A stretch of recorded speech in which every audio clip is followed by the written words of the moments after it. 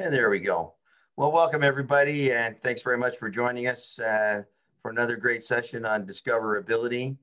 And obviously today's subject matter is quite an interesting approach, driving profit through inclusiveness. You know, not only is it the right thing to do, but it's also the smart thing to do.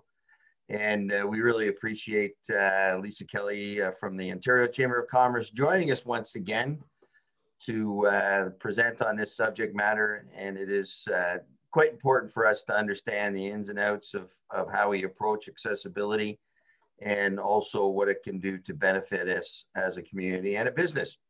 So Lisa, thanks very much for joining us, and we turn it over to you. Okay, thank you very much for inviting me here today. This is a brand new training, so I'm gonna test it out on everybody, find out what you guys think about it, and hopefully it'll be some value and a little bit different than perhaps what we've done in the past. Can everybody see my screen? Perfect. Okay. So as always, my name is Lisa Kelly. I'm with the Ontario Chamber of Commerce, and I work on the Discoverability program, and that really connects businesses to candidates, talented candidates, job ready, who have disabilities. So the program, just as a recap, if you haven't been on before or you're a new face, we have 3 elements. It's free of charge, all of this, to businesses, job seekers, and employment service providers. We have a job matching platform where you can post jobs as an employer and connect to qualified talent who just happens to have a disability to meet your workforce needs. We offer free training on a variety of employment and disability related topics, and we offer that training to businesses, job seekers, and employment service providers on disability, inclusive recruiting, disclosure, workplace accommodations, you name it. We'll try to come up with some training for you. And finally, we offer networking events. So these are events that connect you as an employer to candidates. Sometimes it's just to build your own confidence in talking with a wide variety of individuals with difference. And sometimes it helps the candidates connect to you for networking opportunities, and you might be able to identify high potential candidates that you could recruit. So it's a no stress way to get comfortable in this space without having to be at a job fair or feel like this is I've got one chance to do this right. So those have proved to be very popular. So if you're a business and you're interested in that, please reach out to me. I will share this deck at the end of the training, so you don't have to take notes, but I do encourage you to unmute your mic if you want to, and just ask me questions as we go through. So again, some of you, if you've been on these discussions or sessions before, you've seen this slide. It's worth noting because this is such a large market. It's 20% of all Canadians. And I think that number is low. So this is a StatsCan figure pulled from the 2017 survey on disability. And 20% of Canadians self-identified as having a disability. But that's people who've self-identified. I've had a disability for over 35 years, probably closer to 40 now. And I've never self-identified up until the last survey. So there's lots of people that don't answer the survey, maybe aren't reporting. There's people that maybe have a disability but don't see themselves as having a disability, so they've chosen not to share that. So if you think about an aging population where your eyesight is, it's more difficult to read small letters, that could be a disability, right? If you're having hearing loss, again, so with our aging demographic, that number is growing. It's about 6.2 million Canadians. It's large and it's fast growing. The most common disabilities are pain, flexibility, and mobility. Mental health is the second most self-identified disability, and most disabilities are invisible. All right, so that means that when we're trying to be an inclusive company or hire inclusively, a lot of the people that we'll be interacting with don't visibly, demonstrate that they have a difference or a disability, so that can make it a little bit more challenging when we think about developing products and services. Additional benefits. Okay, hiring people with disabilities has a positive effect on overall business performance, okay? So I'm just going to lower that slide. Okay. So up to 72% higher staff retention. So that means you're going to have less turnover and your costs are going to be lower. And it even lowers turnover with overall staff. So working alongside people with disabilities, that's what PWD stands for, actually can lower overall staff turnover by as much as 30%. We know that people with disabilities, employees with disabilities, actually rate average or better as compared to people without disabilities on job performance, attendance, and health and safety. So you've got some pretty impressive numbers there. 90% average or better on productivity, 86% average or better on attendance, and 98% average or better on health and safety. This is a great talent pool. So, you know, I'm basically telling you that if we hire and include people with disabilities in our workforce, we can save money, have lower turnover, be as or more productive, have better work attendance, and actually have a safer work environment.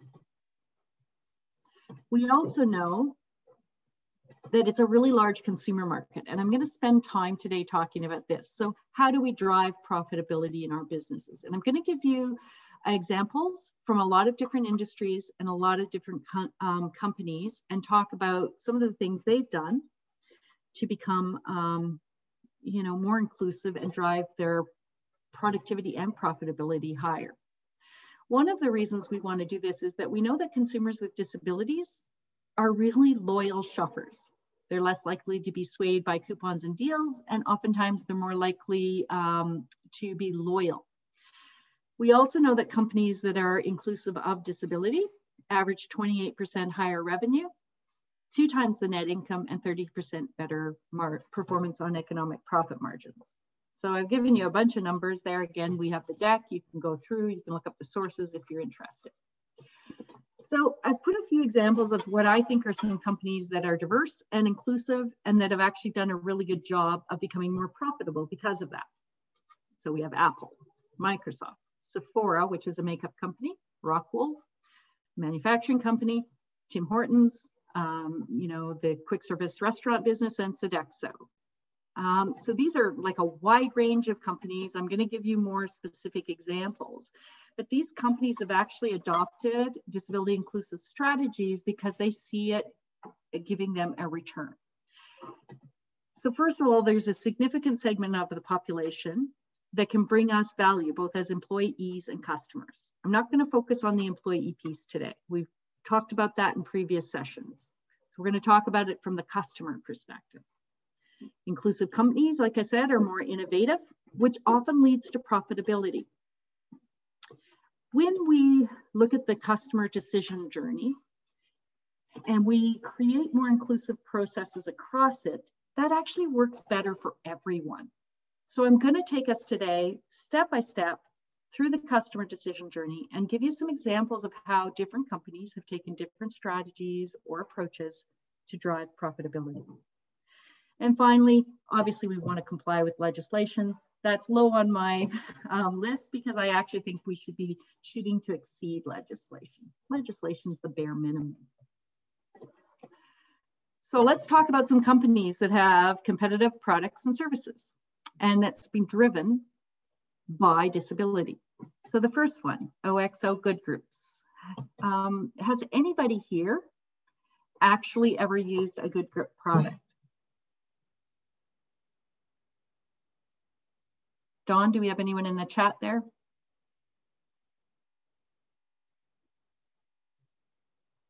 Or maybe I'm getting nods. No? These are the kitchen products that have a really thick rubberized handle. I bet you if you looked in your kitchen, if you don't cook, you'd find a few of them.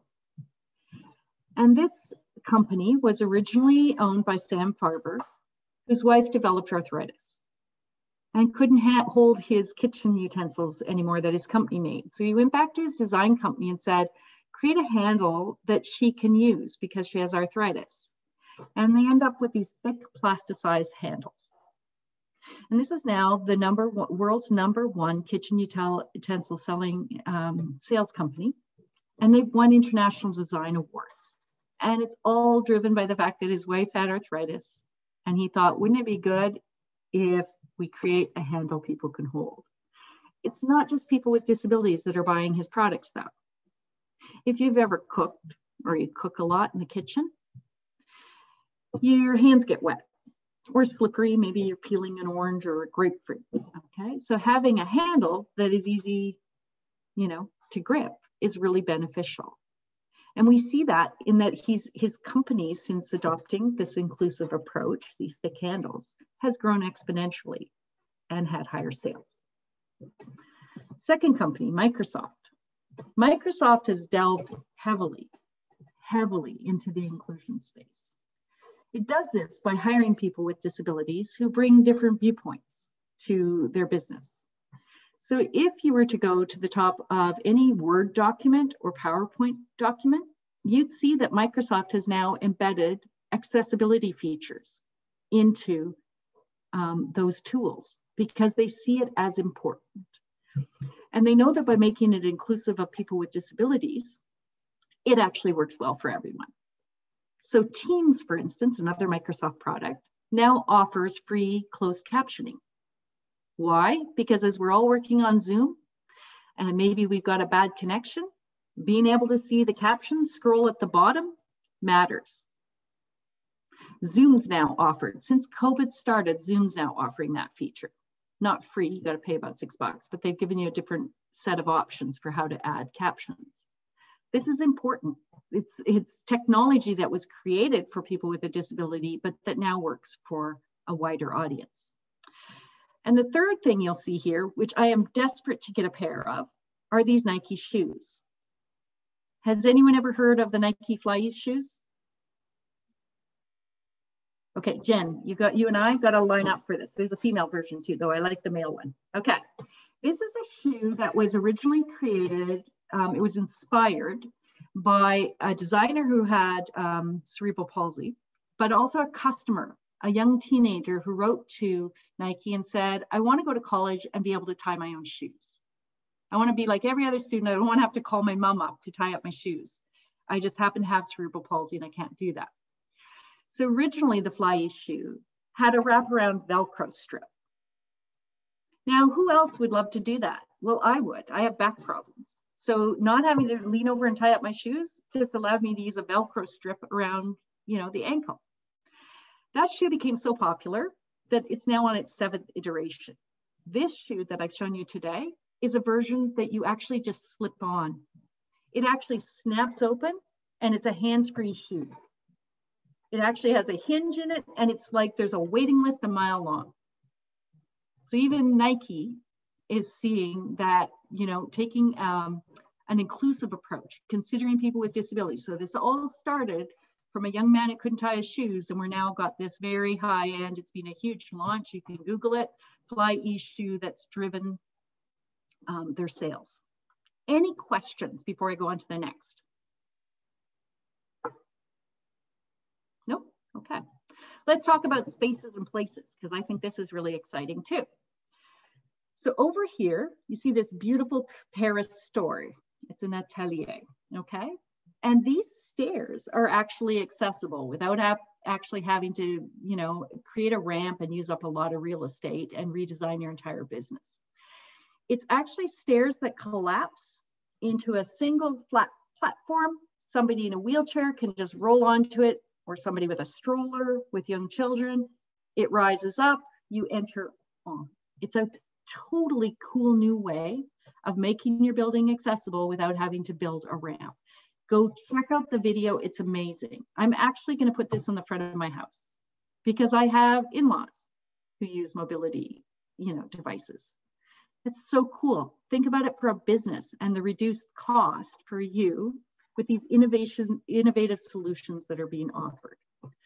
If you can't afford that and you're a very small business, you've got this very cool low-tech option of a ramp that simply allows, again, people with strollers, people pulling buggies, people who are using a mobility aid to get into your store. You can download the plans for that for free and build it yourself, or for about $500, I believe you can get one made for you. And then at the end of the day, you simply lift it up, put it inside your store. You've now opened up that market for everybody who's using kinds of those devices and might not typically have wanted to go into your store. You're also far more likely to hear good news back from people who go, yeah, you know, you can get into that store, because we know that people with disabilities tend to share stories very vividly about accessibility pluses and fails. Another example of, you know, a best practice that's been widely adopted is these tactile strips and curb cuts, right? Again, if you're thinking about these solutions ahead of time, they don't cost more. So for any city who's putting in sidewalks, everybody around the world does this now. Instead of a 90-degree curve, right, where you fall off the edge, it's just a gentle slope down to the roadway. No more money to create, but works for a whole bunch of people. You know, works for anybody, again, pushing a stroller, pushing a buggy, pulling luggage, anybody who uses an assistive device like a cane or a wheelchair or a walker. So again, simple solution, doesn't cost you more, but you've actually increased the number of people that can use and visit your spaces. So those are all really good examples for built environment of what we can do to make our stores and businesses more inclusive. Questions? Okay, I don't know if anybody's ever seen this, but this is a customer journey map. All right. And so it's basically looking at all the stages that customers go through when they first discover us, how they evaluate whether or not they're going to shop with us, how they make their purchases, how they access the things they've purchased, what was their use of the product like, if they had questions afterwards, how do you support them, and then finally, where they share success or fail stories.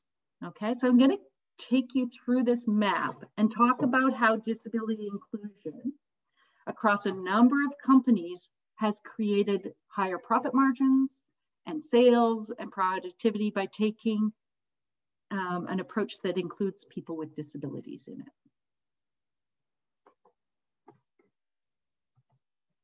Okay, so that discovery phase. So this is the phase where, how does somebody learn about our business, right? So especially right now in COVID, how are people figuring out where to shop? You know, Amazon's picked up a tremendous amount of business because everybody knows who Amazon is. But what happens if we're a small business and we've got to compete against an Amazon? I'll give you a really good example of this. So I wanted to find and support local businesses. So there's this brand new initiative called Not Amazon. And I can remember that. That's easy for me to remember. So I looked on my phone. I typed in Not Amazon. I couldn't use the user interface on my phone because they hadn't made it accessible. All right, so now you've lost this huge opportunity to have a local shopper talk about you, purchase from you, because you've not made an accessible interface. So this is what we talk about when we discover. You know, it used to be that we learned about shops maybe through the yellow pages. That doesn't really exist anymore. Now people Google us. You know, a lot of it's done digitally. Right now during COVID, even more so. People aren't walking by your storefront and just walking in. So we need to consider, you know, what's the first impression when people are coming online or when they're reading reviews on apps, word of mouth recommendations, what are people saying? So there's multiple touch points. So again, let's go back. I'm going to just give the example of the virtual experiences. Okay. Do you have accessibility built into not only your website, but your mobile apps? A lot of restaurants in Toronto, you know, I don't know up in the Soo how that is, but right in Toronto have been able to offer takeout or delivery options very quickly because they had the, you know, the capability of getting a website up and a mobile app. I was reading the other day about a business and she said, I'm not going back to in-service because my business has picked up so much on delivery. So again, how are people finding you, particularly during COVID? Really cool tool. So if we're doing ads that include video or television and the sound is off, you're actually far more likely to increase the view times by up to 12% if you've captioned a video. And there's a lot of services now that allow us to do that really clearly. So when Dawn's taping this session, because we're doing it, we could do it over Zoom, or we could do automatic captioning if we're in Teams and have a video that's ready to go. Let's look at how they evaluate. So is it simple to work with you? So again, back to my example of that, not Amazon, not simple. I hope, I hope they hear this and they fix it so that I can shop there, but it's not simple. And if it's not simple, people won't shop there.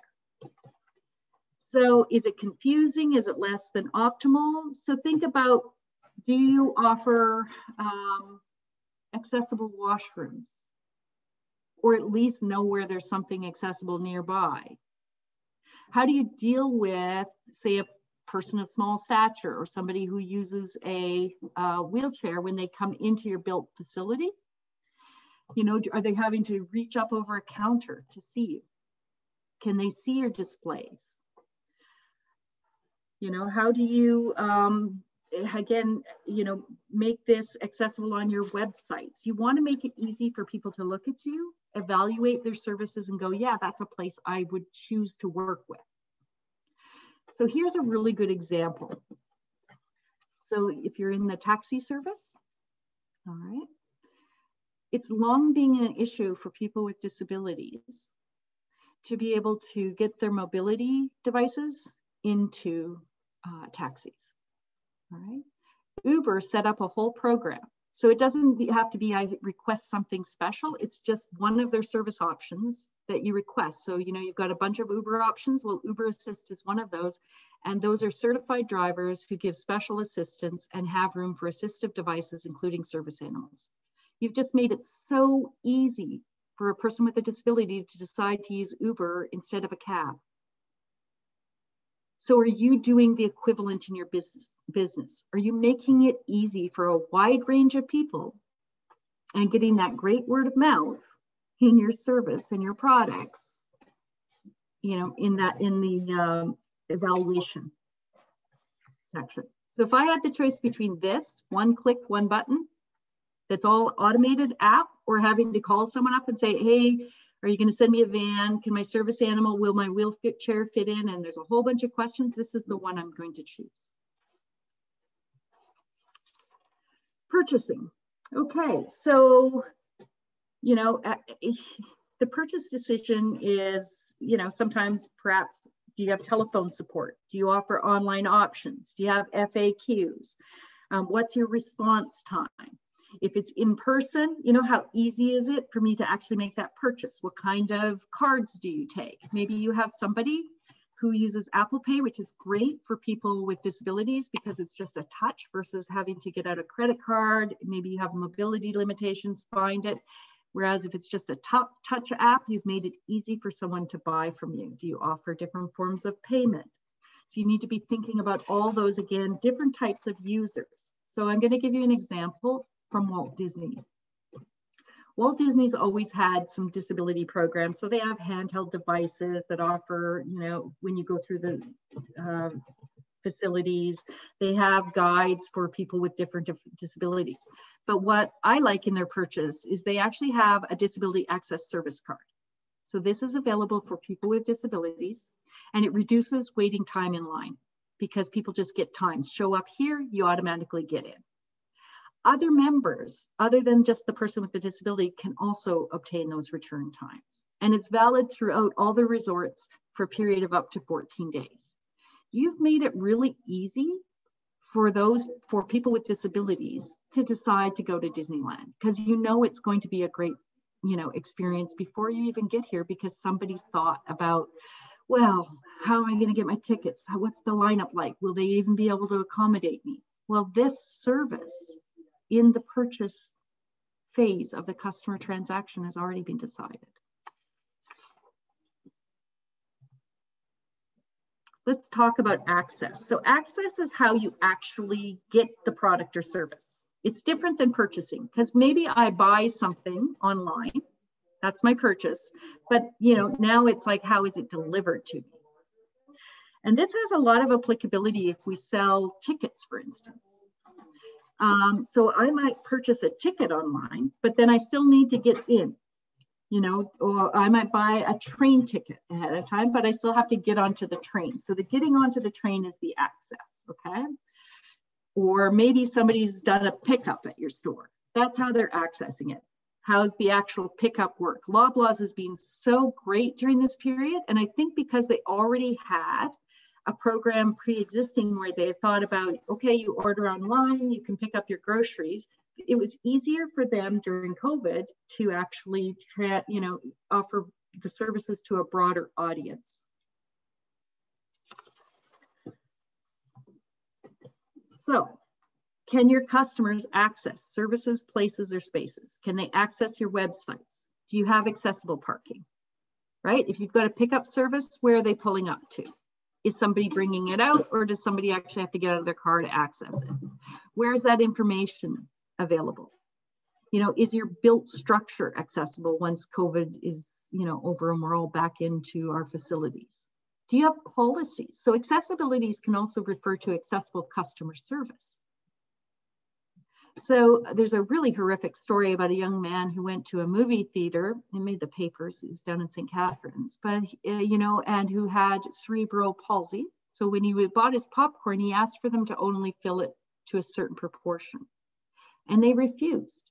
And of course, his popcorn spilled everywhere, and he didn't want to do that. And he actually got asked to leave for making a fuss because he actually wanted less popcorn, and the vendor refused to fulfill that request. That's just doesn't make sense. So we have to train, and I'll bet you they got a lot more pushback in negative media than they ever got in the extra time it took to not fill to the top the popcorn. So we need to be thinking about things like that. In the access area is also customer service.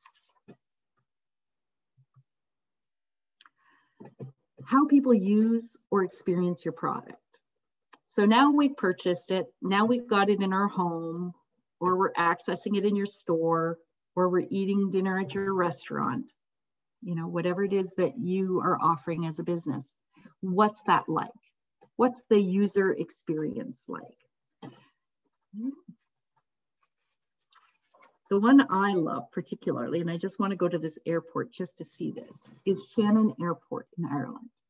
So they actually, because think about it, you buy a ticket, that's very different. You bought a ticket from an airline, but once you get to the airport, say you're a person with a disability, the staff at the airport, say where you drop your luggage off, or say when you're going through the screening, or afterwards, if you've got vendors inside that you want to buy, drinks from or a lunch from before the flight, those are all different companies. So they don't have the same user experience. So you might have an airline that says, yeah, we're disability friendly, but the airport experience is not accessible. So Shannon created they've got a number of programs, but the one I'm going to talk about today is their autism awareness program. So when you get to the airport, they know ahead of time that you've, told somebody you have a disability, or you can tell them at check-in, and they give people with disability, or people on the autism spectrum disorder, they give them a hat or a wristband. And that way, every business, every service person throughout the airport knows that this person has a difference, and so might need to experience, or you might need to make some changes about how they use your service. It's a great way without making people feel uncomfortable, because it just looks like, hey, I'm flying, Shannon. But, also accommodating other guests, also helping businesses figure out, okay, this might be a little different, and, maybe we provide different services or be able to accommodate the customer more successfully. They also offer a 24-hour sensory room and familiarization tours, because sometimes people with autism can experience some anxiety. So it's like, come along, we'll walk you through the airport and what that's going to be like and what you can expect. To me, that's the best example of, a great user experience for an airport that I've ever seen. Support. So let's say somebody's got your product and service, they've purchased, they've gone through this whole thing, and now they have a problem. All right. or they don't know how to use it, or they want to return it. You have to, and your staff has to be comfortable with a wide range of different issues and concerns and opportunities and solutions. So again, customer service training is so important. And to a wide range of users. And remember I said 71% of disabilities are invisible? It might not always be apparent who has a disability and who doesn't. So we have to train our staff to really understand that customers, you know, have different needs and different approaches may be really important. Don't assume. So we always need to learn to ask the individual, ATP, ask the person what they need in order to make sure that they're getting the best customer service experience possible. This is a story, this is an actual true story with a young woman who had spinal muscular atrophy and was unable to attend a live concert at Rogers after she won floor tickets to a sold-out concert. Why? Because she was told her power wheelchair would damage the turf. This is a lose-lose story for her and for the business. Now, there was a happy ending. The following day, a Rogers Center rep called her and told her she could attend the show, but on the floor. This is really important for us to be thinking about. So, you know, we want our business, places of business to be accessible so we don't have these stories showing up in training at the Sault Ste. Marie, and we're the example of that. We need to make sure, like for instance, more and more we're seeing screen shares and apps that are rating how accessible our businesses are. So this is pulled from Blog.to, 10 best wheelchair accessible restaurants in Toronto. You want to be on that list. You don't want to be on the list of, there's actually a hashtag called #AODA fails across Ontario. And the disability community tweets about businesses that have not lived up to the legal, you know, to the law, to the AODA. You don't want to be on that list. You want to be on the list where you're one of the 10 best, you know, accessible restaurants for everybody in the Sault Ste. Marie area. And finally, people will share your stories. We know that people, customers are far more likely to share negative stories than they are positive. So we have to worry about both positive and negative sharing, okay? So again, don't say you're accessible if you're not, okay? You can say we're on a process, we're on a path, but don't claim to be accessible if you haven't really thought through the whole customer journey. And don't be accessible enough. Exceed, because you're going to win business that way. Access is more than physical space. It's good customer service, alternative ways to communicate. It might be, you know, products that work for everybody, not just for smaller amounts of people. Websites, as of this summer, guys, need to be accessible, and you need to commit to getting it right. I'm going to share a personal story of Harrods. So I was living in England. Harrods has the most amazing Christmas or holiday Santa experience I've ever seen. You get hot chocolate, your kid gets a book, and they get to meet the best Santa Claus on the planet. And my daughter developed a disability. So I called up Harrods and said, my daughter is unable to leave the house for the entire month of December. I'm wondering if I could get a copy of the book you offer. And Harrods said, no, but what we can do, or they said, yes, you can get the book. But what we can also do is close down the store. You're going to come an hour before it opens and have a personal and private interview with Santa Claus. I tell that story to everyone. And I ended up buying ridiculously overpriced things in the Harrods store for Christmas for my children, because that was an amazing thing to me. They actually wiped down, sanitized the store. My child got to go there. She got her hot chocolate, she got her book, and she got a private interview with Santa. That's an amazing experience. And that's the kind of stories you want people telling about your businesses. So again, we're here to provide you with tools, training, job matching platform to help you recruit qualified candidates with a disability and retain them. So with that, I'm going to end and see if anybody has any questions. And feel free to unmute yourself. I know Joseph, you're going to type anything in the chat box if you have any questions, so we'll look at it for that. Oh, it was Joseph that was working from home, not Bob. Sorry, Bob. Yep. I tagged you with that. Any questions about like the concepts that we're trying to promote, or whether you think this could work in your business? There's a lot of great points in there, Lisa, and you know that the use of social media has made these types of interactions very important, because you can either be a winner or a loser very quickly.